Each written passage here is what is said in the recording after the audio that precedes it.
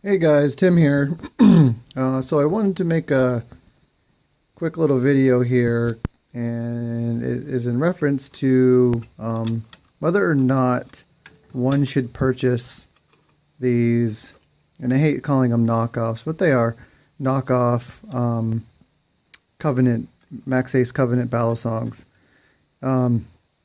I posted a couple of videos about the Max Ace line and a couple battle song videos, and recently I posted just me kind of showing off this knife here that I just refinished. Now, someone in the comment section, mentioned that you're better off saving your money and getting a 51. Now, my response to that is yes, the 51 is a great starter knife. However, it carries a much higher price tag than one of these do. You can get, and I wouldn't go for the cheapest one because what the experience I had was when I went through Bally Plus, I believe was the gentleman, where I got the my first Covenant knockoff. It's not a clone because it doesn't have any of the marks on it, but it's a knockoff. It came, the fit and finish was perfect. It came out of the package with extra parts, and it was ready to flip right away. This guy, on the other hand, was not. I had to rework the pivot holes and had to do a couple other things to it here to make it it's not as good as this one, but it's decent now the way I have it. And I also took out the carbon fiber inserts because they're a little bulky, and I could refinish them if I wanted to, but I actually like, since I do leather working, I like to put the leather inserts in. So far the best ones to fit in there is the Cayman leather that I had a little bit of scrap there, and it fits in there perfectly. Now, is Benchmade a great company? Yes, they are. Is Bradley a great company? Yes, they are. And is the USA Knife Maker a great company? Yes, they are.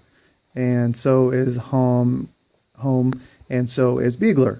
So as you can see, I have kind of starter knives over here and then kind of mid-tier knives over here. And this one actually, I guess, would be considered a custom because it is a Brian Beagler. Now, these two knives, if someone said you had to choose one right now, I would choose this guy right here. This knife outperforms all of these knives, which makes me really, really, really want an original Covenant. I know they have some Covenants up for sale, like the new generation ones.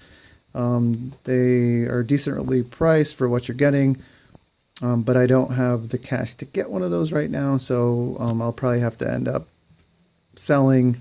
Maybe, I really, really hate to sell my 63 because it really, and I do have the stainless steel handles, but this knife was like my grail when I first started collecting.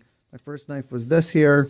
My first quality knife was my Kimmy, and then I really lusted after this one for a long, long time, and I've treated it very well. I love the Bowie blade style, and it's a decent flipper, but it is you do get blade rub on this, as you do with pretty much every knife here, aside from the Basilisk, which is the fit and finish on it's pretty good. But the thing that I love about these knives is the bearings. The bearings take a little bit of getting used to. When you're used to flipping bushing or non-bushing balisongs, you could definitely feel the balls rolling at first, but once they break in, you can really get the tolerances down really tight, so there's no blade rub, or there's no any of that annoying. Well, this one's pretty good right now, but when you can hear it shaking around in there, it just really I don't like that.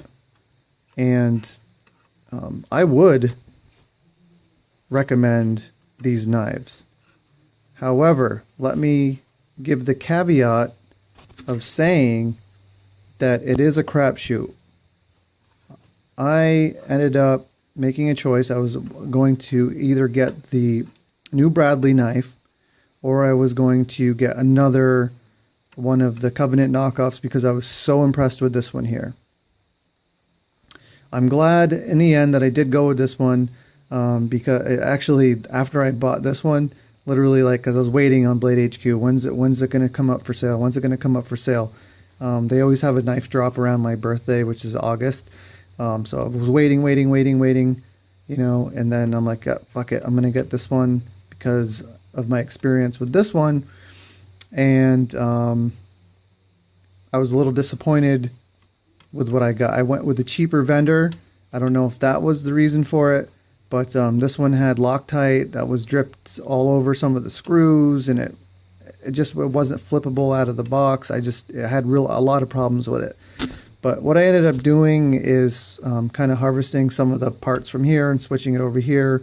Like, I took all the screws out, put it on this knife. I took the pocket clip off and the spacers to give it a better look. But everything that I did with this one was, you know, pretty much cosmetic. I never had to mess with sanding any pivots down or messing with the, you know, with the blade or anything. You know, obviously you need to tweak it. Those of you who flip and fool with your balisongs understand that you have to tune it.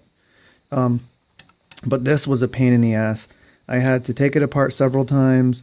I had to get into, I believe it was the safe handle pivot side, where I had to really, you know, make the hole bigger so it had more room for the pivot to rotate in, because it was just, I would just, you know, tighten up the pivot screw or the Zen pin screws and the thing would get stuck. Now it's flipping great. I do need to Loctite this eventually because I did use the old screws from this one, so they tend to back out a lot sooner. Yeah, just wanted to make the video to tell people who are thinking about getting these knives is that it is worth it, you know, to spend $100. But you are taking a bit of a gamble, and if you don't know how to tune balisongs, or if you don't feel comfortable with that, you're better off going with the 52 or the 51, which you will spend, you know, about another $100. I think these are around 230 something, and these ones are around like 120. Or you can go with the Bradley, you know, that's always a great choice. Or honestly, the best bang for your buck if you're looking to spend $200 is the DB1 or the DB3 or the DB3.1. I have nothing bad to say about this. It does not run on bearings, but it does have bushings, and you can really, this is a fantastic knife. Can't beat that.